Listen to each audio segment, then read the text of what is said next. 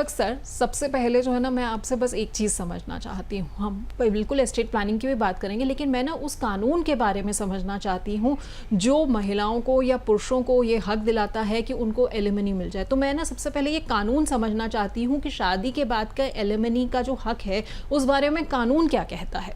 तो कानून ये जो अधिकार है ये फीमेल्स को देता है, मेल्स को नहीं देता। तो एक आदमी किसी लेडी से एलिमनी क्लेम नहीं कर सकता एज पर इंडियन जो कानून है। और कानून जो है वो एलिमनी फॉर सस्टेनेंस अलाउ करता है, राइट। तो समझ लो मेरे पे 10 करोड़ की प्रॉपर्टी है, तो प्रॉपर्टी में हिस्सा नहीं मिलता, खाली मेंटेनेंस मिलती है, ओके राइट। तो कानून के हिसाब से आप मेंटेनेंस मांग सकते हो, गुजारा भत्ता मांग सकते हो। आप ये नहीं कह सकते कि इस आदमी पे 10 करोड़ की प्रॉपर्टी है, मैं इसकी वाइफ हूँ, मैं सेपरेट हो रही हूँ तो 5 मुझे दे दो। वो अलाउड नहीं है, वो उसका कोई प्रोविजन नहीं है लीगली, ओके राइट। तो और तरीके से लोग वो करते हैं, वो सब अलग चीज़ है, बट लीगली उसका कोई प्रोविजन नहीं। लीगली प्रोविजन क्या है? मेंटेनेंस का, maintenance of spouse, maintenance of children, maintenance of parents, वो सब अलाउड है, राइट। उसी को यूज़ करके एलिमनी क्लेम्स आते हैं।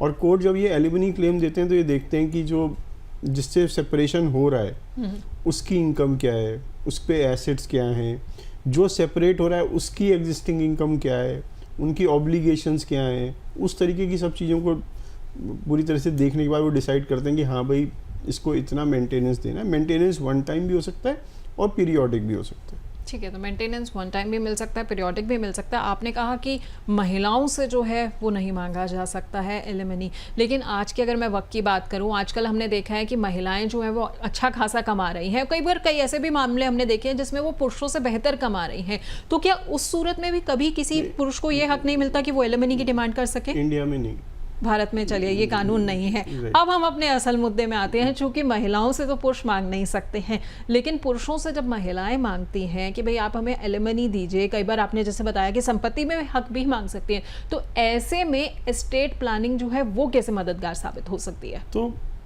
पहली चीज़ आप समझिए कि एस्टेट प्लानिंग में एक रूल है, prepare for the worst and good would happen. तो पहली चीज़ बिल्कुल ये याद रखिए कि आप शादी करने से पहले या जब शादी ठीक चल रही हो तब अगर प्लानिंग करोगे तो वो ज़्यादा इफ़ेक्टिव होगी।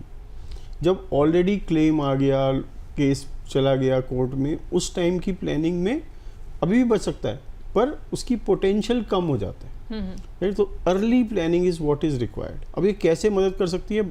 बहुत सारे तरीके से मदद कर सकती है। आपने ओनरशिप कैसे कर रखी है? शादी के बाद क्या आपने एसेट जो बनाए वो जॉइंट ओनरशिप में बनाए या सिंगल ओनरशिप में बनाए?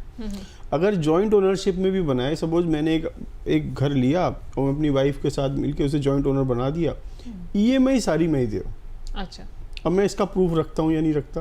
क्योंकि कल को जब ये एलिमनी क्लेम में जाएगा और जो वो जॉइंट दिखेगा तो मैं ये कह तो सकता हूँ ये पैसे मैंने ही दिए थे, खाली नाम डाला है। तो शायद मेरा थोड़ा सा भार कम हो जाएगा ये प्रूव करके कि भाई है चीज़ मेरी, राइट। तो इस तरीके की छोटी छोटी चीज़ें एस्टेट प्लानिंग अगर आप अच्छे किसी एस्टेट प्लानर से कराएंगे तो वो आपको बताएंगे कि ये चीज़ों का ध्यान रखो। दूसरी चीज़ बचाव कैसे हो सकता है, जो आप कहते हैं बचाव जी। बचाने के लिए एसेट प्रोटेक्शन ट्रस्ट, उससे बढ़िया कोई चीज़ ही नहीं है। जब भी आप शादी करें या उससे पहले आपको एक ट्रस्ट बनाकर पर्सनल नाम पर एसेट्स नहीं रखने चाहिए। ओके।